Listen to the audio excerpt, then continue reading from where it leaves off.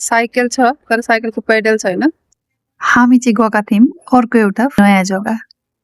यो जग्गा चाहिँ जहाँ साइक्लिङहरू गर्न सकिन्छ त्यस्तो खालको जग्गा हो।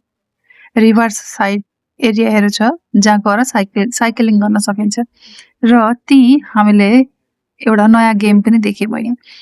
रेसिङ टाइपको गेम हो तर साइकल छ तर साइकलको पेडल चाहिँ छैन र खुट्टाको प्रेसरले नै चलाउँदो रहेछन् र देखेर राम्रो पनि लाग्यो।